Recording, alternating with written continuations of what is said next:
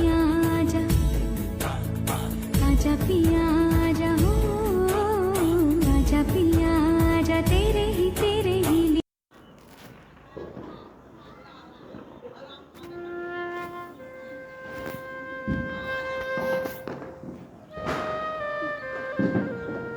जी, हम बिहारी हैं। आइए पहचान बताते हैं कैसे। हमारे यहाँ साल भर से छठ पूजा का इंतज़ार होता है। दिवाली के बाद झालर, सजावट और लाइट हटाई नहीं जाती, बल्कि शुरुआत होती है महापर्व की, जो हर बिहारी की भावनाओं से जुड़ा हुआ है, छठ महापर्व। दिवाली के अगले दिन से ही हमारी दादी, बहन, चाची, माँ सब चूल्हा बनाने लगती हैं, मिट्टी का चूल्हा, जिस पे महाप्रसाद बनता है, यानी कि ठेकुआ बनता है। बच्चे बचा लेते हैं दिवाली के पटाखे ताकि वो घाट पे जला सकें। बड़े लोग लगते हैं सजाने का, हटाने लगते हैं वहाँ उगी हुई घास।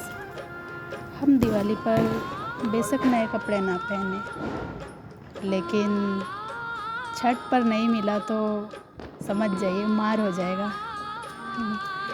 और फिर शुरू होता है हमारा महापर्व।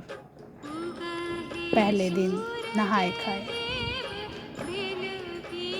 ये महापर्व का पहला दिन। अब मानिए कि घर में पूरी शुद्धता, पवित्रता का वास होना चाहिए।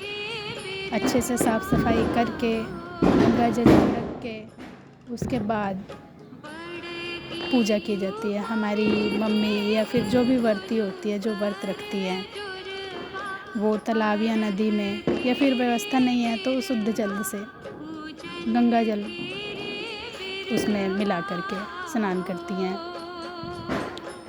उस दिन घर में सिर्फ कद्दू यानी लौकी जो होता है, भात और चने की दाल या फिर अरहर दाल होती है, जो वही खाना बनेगा, सात्विक भोजन, जिसे खाते ही आपको अलग ही शुद्धता का वो हो जाएगा, शांति मिले इस टाइप का। तो ये तो बस शुरुआत है। उसके बाद अगला दिन यानी कि दूसरा दिन, अब शुरू होता है उपवास। पूरे दिन उपवास रहेंगे सुबह से, और शाम को बनेगी वो गुड़ वाली खीर, उसको रसियाव बोलते हैं, और रोटी। दूध है तो दूध उबाल के आप ले सकते हैं, और फल। इन सबको रखा जाता है एक स्थान पर लीप कर, या फिर अच्छे से पोंछा मारकर साफ़ करके वहाँ पे शुद्ध करके, मतलब वहाँ रखा जाता है। जो गोबर के उपले होते हैं, गाय के गोबर के, उसको जलाया जाता है। धूप और हवन सामग्री जो भी है वो तैयार किया जाता है और रखते हैं। वो जल गया तो आप धुआं हटा लीजिए। धुआं हटाने के बाद उसमें जो हमारा प्रसाद बना है, रसियाव और वो गुड़ वाली खीर और रोटी, सादी रोटी, और फल फ्रूट आपके पास जो भी है अपनी श्रद्धा अनुसार, तो उसको पहले चढ़ाया जाता है अग्नि माता को, और धूप अगरबत्ती सब की व्यवस्था करके माता जी को प्रणाम किया जाता है, भोग लगाया जाता है। उसके बाद जिन्होंने व्रत रखा था अभी पूरा दिन, वो अब खाएंगे उस प्रसाद में से। और खाने के बाद वो जितना आप लेंगे थाली में कि हाँ इतना आप खा सकते हैं, जिसने व्रत रखा है वो उतना ही लेगा जितना वो खा सकता है, और उसमें से किसी को नहीं मिलेगा। और जब वो व्रती ने खाना खा लिया, भोजन कर लिया, उसके बाद सबको मिलेगा खाने के लिए। तो यानी आप कह सकते हैं कि जब तक वो खाएंगे, भोग लगाएंगे, तब तक बच्चे मुंह ताकते रहते हैं कि हमें कब मिलेगा। अब अगले दिन सुबह शुरू होता है तीसरा दिन, जिसे संध्या अर्घ कहते हैं।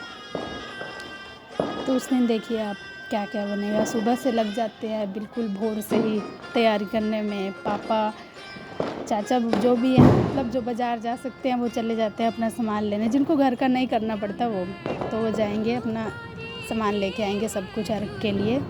और घर पे बनेगा ठेकुआ और खस्ता जो माता जी को चढ़ाया जाता है, भोग लगाया जाता है। और बाकी जो फल लेने गए हैं, प्रसाद लेने गए हैं, वो अपना लाने के बाद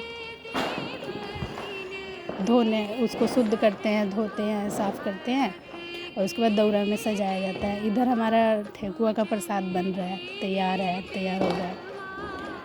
और घर में वही लोकगीत जो अभी इसमें बैकग्राउंड में बज रहे हैं ये बजता रहता है।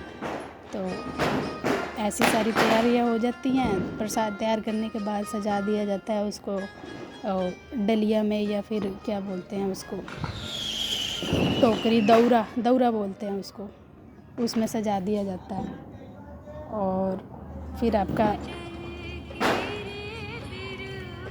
जिसने भी जाना है घाट पर, जिसने क्या सभी जाते हैं तो सब अपना तैयार होने लगते हैं। अलग ही मतलब रौनक होती है। और तैयार होने के बाद घाट के लिए प्रस्थान करते हैं, निकलते हैं सभी। और घर का बड़ा हो जो भी वो दौरा को उठा सकता है, उसमें इतनी क्षमता हो कि वो उठा ले, तो वो दौरा को लेके जाते हैं अपने सिर पर। पूरा नंगे पाँव जाएंगे, कोई चप्पल जूता इस टाइप का तो सिस्टम नहीं है कि आप पा के जाएं। बाकी आपकी मर्ज़ी, आप तो लोग पानी लगे हैं तो वहाँ पे जाके उतार देते हैं। उसके बाद वहाँ पहुँच के पूजा होती है। पूजा करने के बाद संध्या अर्घ दी जाती है डूबते सूरज को। तो इसका अर्थ आप यही समझिए कि भक्ति और विश्वास है, अद्भुत संगम है बिहार का यह त्यौहार। फिर शाम को अर्घ देने के बाद लौट आते हैं घाट से।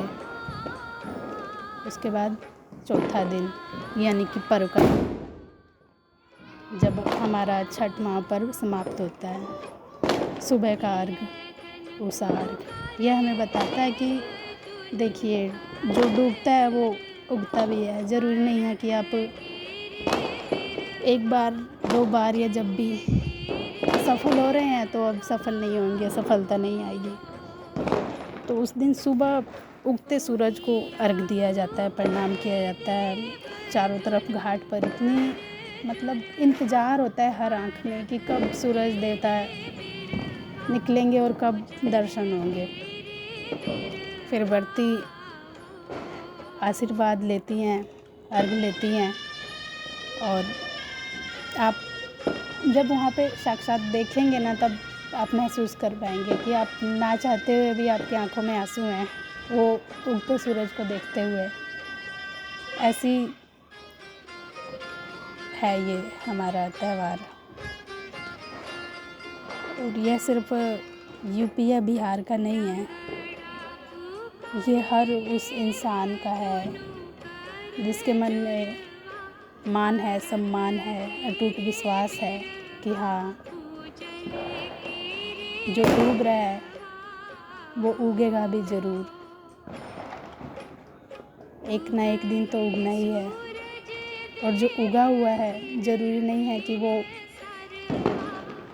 अपने घमंड में आ जाए कि हाँ मैं उगा हुआ हूँ। नहीं, वो भी डूबेगा ज़रूर। तो इसलिए किसी भी चीज़ का अहंकार ना रखें। हमें बहुत कुछ सिखाता है हमारा ये महापर्व, हर किसी को सीखना चाहिए। इसी के साथ आप सभी को छठ महापर्व की हार्दिक शुभकामनाएं।